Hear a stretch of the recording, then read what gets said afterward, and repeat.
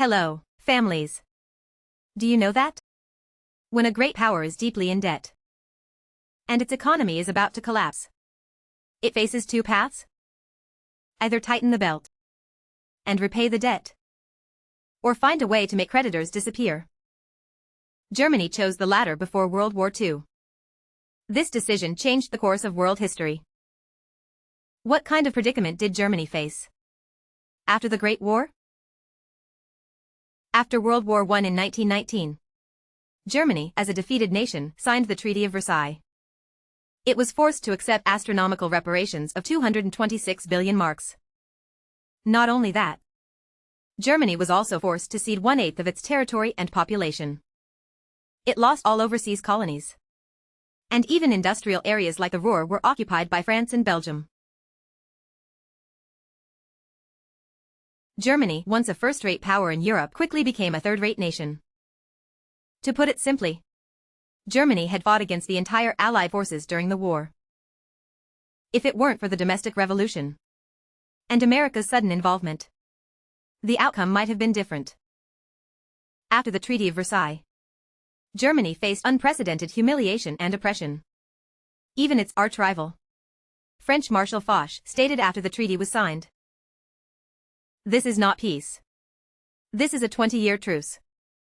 History proved his prediction almost perfectly. So the question arises, why could Germany challenge all of Europe again by the time World War II broke out? The answer is simple. If there is no money, borrow it. All borrowed money was invested in the military. If they couldn't repay the debt, it didn't matter, because the military and weapons were the best repayment tools. It should be noted that after World War I, not only did Germany suffer greatly, but the victorious countries like Britain and France were also severely weakened. The industrial areas in northeastern France were almost destroyed, and agricultural and industrial output was cut in half. Britain's overseas dominions were deeply affected by the war, leading to thoughts of independence. The Austro-Hungarian Empire and Tsarist Russia were even worse off, as their nations no longer existed. To make matters worse, the shadow of the economic crisis was looming, and while the Treaty of Versailles plundered Germany's economy, the global economic crisis broke out in 1929. This dual blow nearly caused the collapse of Germany's industrial system. By 1932, Germany's unemployment rate reached 30%. About 6 million workers were unemployed, meaning 1 in 3 German workers was jobless. These were the unemployed. Industrial output had dropped by 40% compared to 1929. Inflation ran rampant, and people's lives were unbearable. The Weimar Republic's parliamentary system was unable to cope with this crisis, and ultimately had to step down. In 1933, the Nazi Party, led by Hitler, won 43.9% of the votes, gaining formal control of Germany. Hitler's campaign platform was very straightforward. Germany would refuse to pay reparations, tear up the Treaty of Versailles, escape the economic crisis, and restore its status as a great power. In simple terms, it was a declaration of no more pretense. I'm laying my cards on the table. There's no money to repay the debt. This move not only gained support from the lower classes, but also won financial backing from many capitalists and nobles. After coming to power, Hitler implemented large-scale fiscal stimulus measures through government funding. Massive infrastructure projects were launched to create jobs. Many of today's highways in Germany were built during this time. This was similar to the New Deal in the US, both relying on government-led large-scale investments to stimulate the economy. But the difference was stark.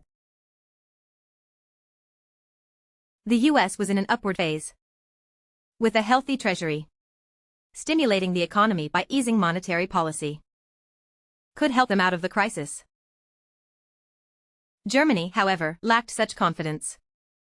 At that time, countries worldwide were struggling with unemployment, and nearly simultaneously came up with a solution: developing armaments.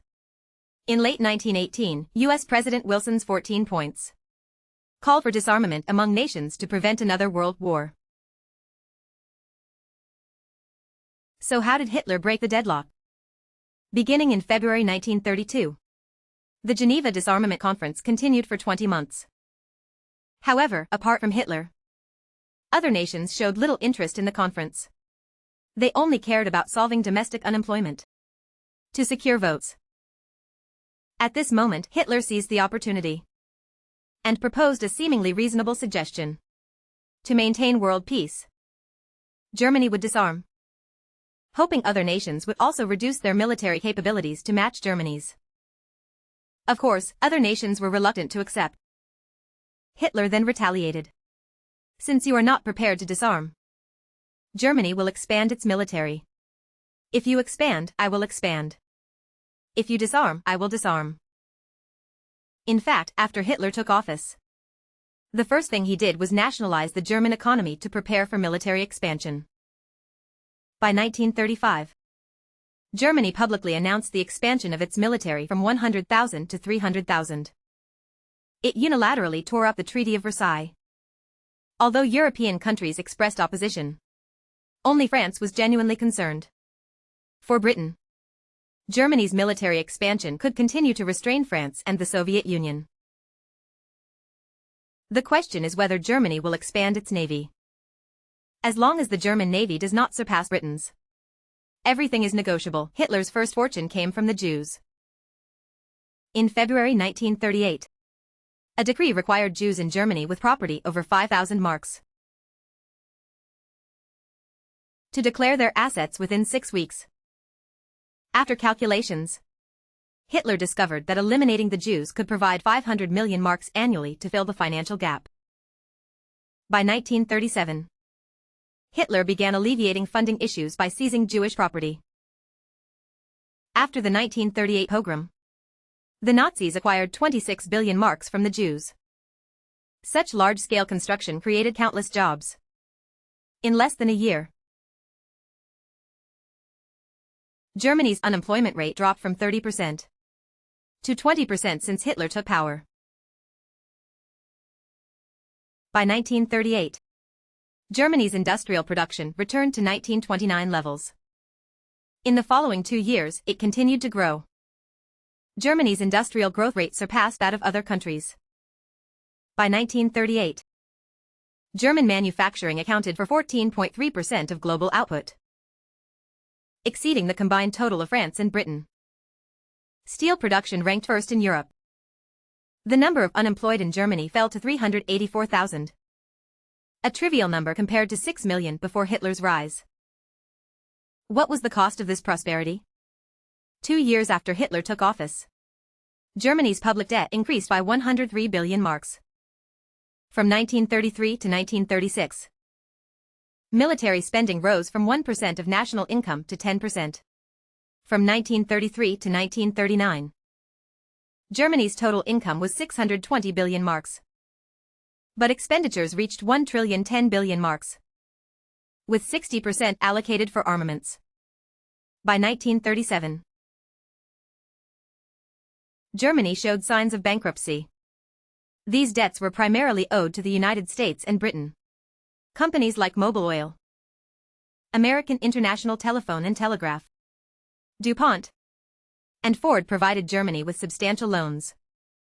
American monopolies also supplied military infrastructure to Germany. By 1939, Germany's financial situation was on the brink of collapse. In Germany, with revenues between 170 to 180 billion Reichsmarks, civil expenditures had reached 163 billion, with 33 billion for debt repayment. Military spending approached 1 trillion. And the total debt soared to an astonishing 374 billion Reichsmarks. With such massive debt, and having produced so much military equipment, how would Hitler respond? Having successfully targeted the Jews once, why not expand the effort? In the years following his rise to power, Hitler promoted innovative generals, including Guderian, Manstein, and Rommel. They invented the Blitzkrieg tactics. Under the leadership of Blitzkrieg military thought, Germany's military technology advantage further expanded. Military theory reached new heights. As Musk said, when a capitalist economic crisis strikes, there are two options. Either hang oneself or go to war. The ending is well known. Everyone knew Germany was about to go to war. However, countries like Britain and France hoped Nazi Germany would strike east, becoming their tool against the Soviet Union. With its military might and some policies from Britain and France, the German army effortlessly took Czechoslovakia. Later, Germany used Blitzkrieg to invade Poland, achieving what the previous generation could not. They conquered Poland, and their grand plan fell apart. They were forced to declare war on Germany. Thus began the Second World War with great fervor. History often repeats itself. In today's world, many countries face similar debt crises. The U.S. national debt has surpassed $34 trillion. And Japan's debt exceeds 250% of its GDP. The debt issues today are even more severe than before World War II. One must ask, when a country's debt becomes unbearable, will it choose to tighten its belt to repay? Or will it, like pre-war Germany, resort to other means to settle the debt? These questions deserve deep reflection. In today's era of economic globalization, a country's debt crisis may trigger a chain reaction, affecting the entire global landscape. We must learn from history to avoid repeating the same mistakes. The economic crisis of our time may be more dangerous than many realize. When an economy collapses, it often does not quietly fade away, but takes various actions to save itself, sometimes even including military adventures. This great revival has allowed many to seize opportunities and achieve financial freedom. I will clarify how to respond at each stage. Make sure to follow along so you don't miss any updates.